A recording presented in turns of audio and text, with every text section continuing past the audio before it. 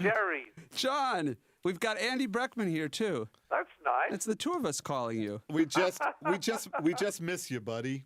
We should tell you. We should be honest. We are calling you from a recording studio, and this phone call, in fact, is being recorded. We are making the DVD commentary for the movie. Ah.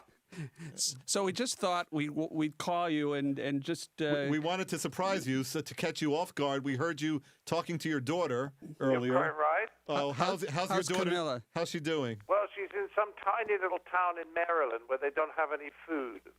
that could be a problem. Yeah. So any restaurateurs listening might want to make a note. Yeah. Yes, she's in a place called Upper Marlborough, and she says there's no food.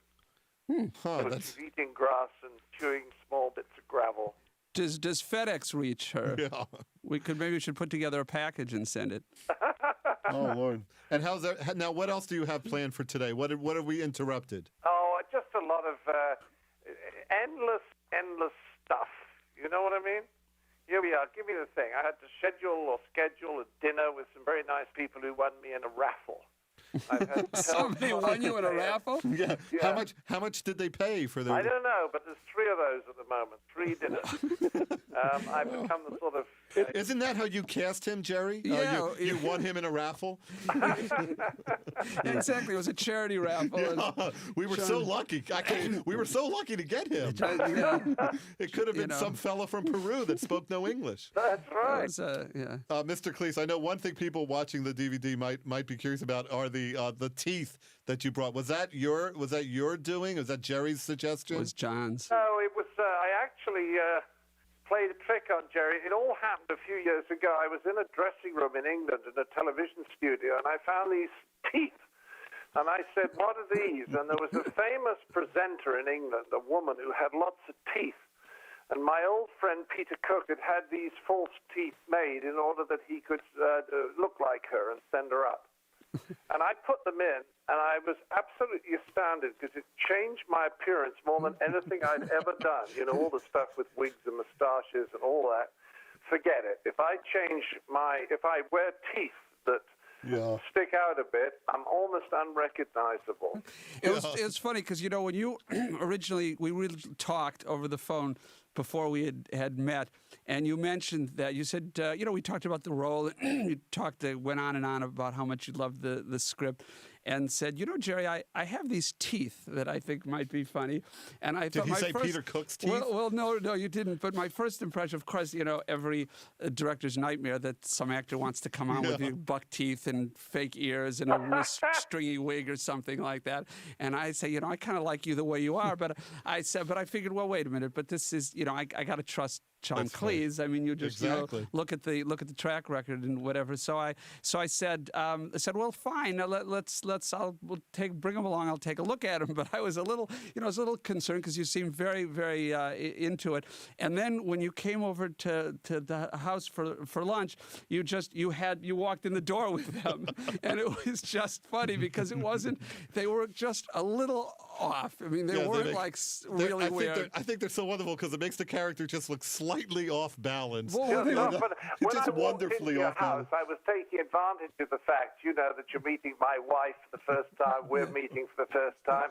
In other words, you're ever so slightly distracted anyway for ordinary social reasons.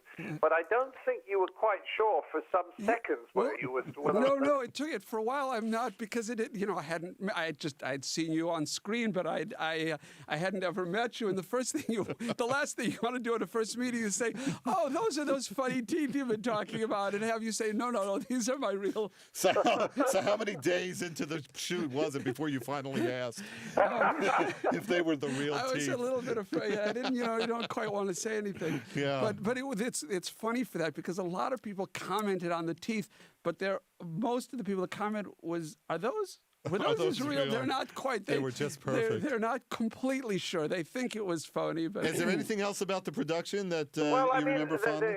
I'll tell you, the 2 or 3 things struck me. The first thing is when I came into Calgary and came on the set several days before I was actually due to shoot, I was very struck by the atmosphere. It was quiet and relaxed and focused and about as low-key as it could have been, given the fact that people seem to be having quite a lot of fun. And that was terrific, because there was no sense of tension. And then I met one or two other people on it, like Tom Ackerman and Harry Garvey, and they're just terrific. And I felt very good about coming on. But the whole reason I'd got involved in the first place is that the script was so beautifully written. Oh, let him talk now. Go ahead, sir. Yeah, well, this is true. No one say a word. Go ahead. The script. You just shut up and listen. What was so good about it was that not only was it very funny, with very good lines, but when you're reading or indeed learning a very, very good script, it's as though the subtext is all there, that the ideas underpinning what the character's saying have been thought through and are totally integrated and coherent. And the result is it's terribly easy to learn, because it's all a kind of logical progression of what's going on under the surface. Well, I well thought said, it was bravo. the best writing I'd come across for an incredibly long time. And my recollection that's is... the highest praise a comedy writer can get, coming from you. I love you guys. Okay. Well, it's mutual, and We'll let you get back to your day, I guess. Yeah, you're now free to go back to pursue a life of religious fulfillment. Yeah. Thank you, John. My best to Camilla. I think you should send her some food. Good. Send her some extra food so she can sell it in that town. Well, That's call me right. again soon. Let's do something else. Oh, Yeah, we'd love to. But the answer is yes. Yeah, yes to anything. Thanks, John. Talk to you soon. Bye. Bye-bye. Lots of love.